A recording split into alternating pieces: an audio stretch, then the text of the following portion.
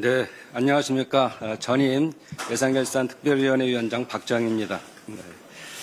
재정민주주의 회복을 위한 9대 입법과제 4개 법률안 개정을 통해서 이재명 정부의 진짜 대한민국을 뒷받침하겠습니다. 지난 6월 4일 우리는 헌정회복과 민주주의 복원을 위해 이재명 정부 출범이라는 역사적인 순간을 함께 맞이했습니다. 2024년 12월 3일 비상계엄 사태, 14일 탄핵소추, 그리고 2025년 4월 4일 헌법재판소의 대통령 탄핵 인용이라는 거대한 정치적 변곡점을 지나 마침내 6월 4일 위대한 국민의 손으로 정권이 교체되었습니다. 이것은 단순한 정권 교체가 아니라 국민 주권 승리의 대서사입니다. 이재명 정부의 출범은 비정상 권력을 바로잡고 정상적인 민주주의로 돌아와라는 국민의 명령입니다. 이제 우리는 쓰러졌던 민주주의를 일으켜 세우고 진짜 대한민국을 시작할 것입니다. 저는 오늘 민주주의의 완전한 복원을 위해 재정민주주의를 바로 세워야 한다는 말씀을 드리고자 합니다. 재정은 민주주의의 심장입니다. 국민이 낸 세금은 국민을 위해 국민의 뜻에 따라 쓰여야 합니다. 그것이 헌법이 말하는 민주공화국의 기본 원리입니다. 하지만 지난 윤석열 정부 3년간 기획재정부의 독점적 예산 편성과 운영, 불투명한 기준, 국회 심의 무력화 등으로 재정민주주의의 근간이 심각하게 흔들렸습니다. 예산 증액은 기재부의 부동의 전력으로 사실상 차단되었고, 감세정책은 국민적 논의 없이 밀어붙여 복지 축소를 야기했습니다.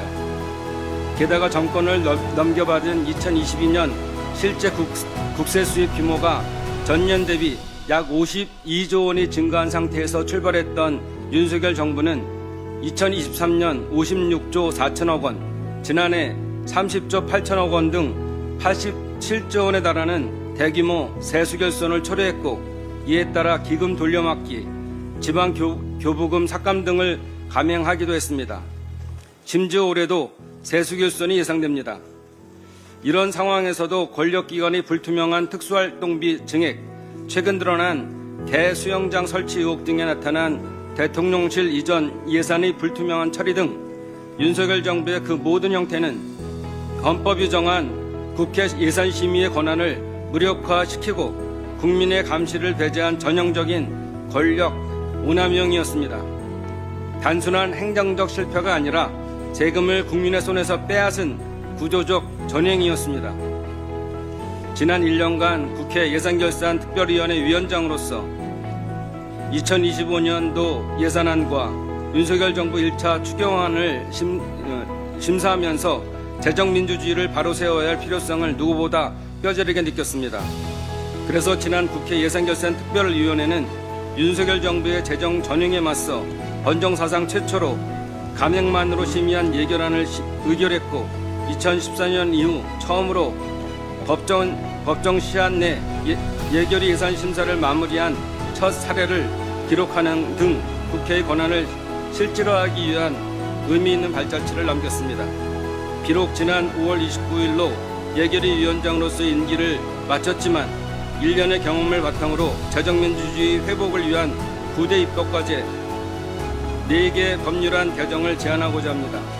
첫째, 정부의 법으로 자동 부의되던 예산안을 국회가 실질적으로 심의하고 결정할 수 있도록 예산 자동 부의제를 폐지해 예산 심의권을 회복해야 합니다. 국회 선진화법으로 탄생한 이 제도는 선진화가 아닌 예산심의 태보화법이었습니다.